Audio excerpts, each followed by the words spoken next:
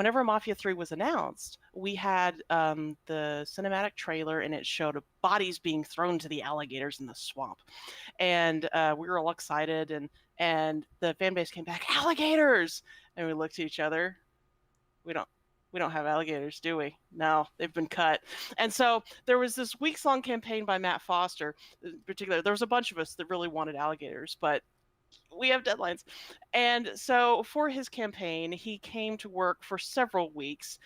This over 6 foot tall guy dressed in a onesie made for a 12-year-old that had an alligator, a stuffed alligator on top of his head in his quest to get alligators into the game. And yes, eventually they were added back into the game at all of our requests. We're very passionate about the things that we know are going to make our game good. And if at all possible, we will campaign to get them in. My one and only so far Easter egg, it's in Mafia 3. So I worked on the Kill Richie mission, which is the amusement park one, the creepy amusement park one, where you end at the Ferris wheel. That's mine. So during production, we had these teddy bears that were scattered around, and they're sort of rewards for like the amusement park rides and games and whatever. But they were all waterlogged and sad. So the idea was is that when they were shot, that they would have a particle effect of cotton coming out of the teddy bear. The problem was is that we didn't have a cotton effect early on in development. We only had a grenade. So whenever you shot these teddy bears, they would explode in grenade particle effects.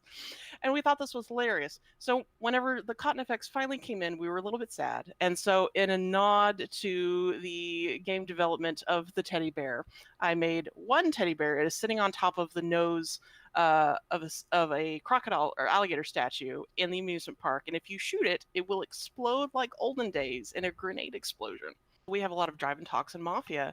One of them, we had you driving with Father James in the beginning of Sign of the Times, and he was basically doing the setup, the whole lore setup for what the rest of this DLC was going to be.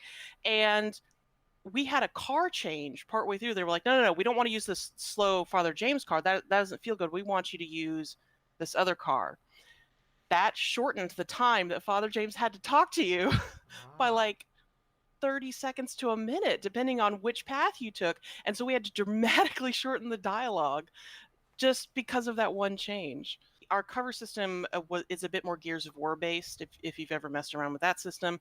And so it had like distinct cover slots. So there are also cover slots built into objects that are called dynamic objects.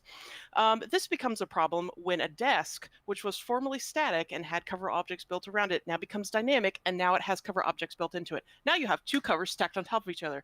Guess who volunteered for the job to go delete cover objects on 900 desks throughout the game. Oh, no.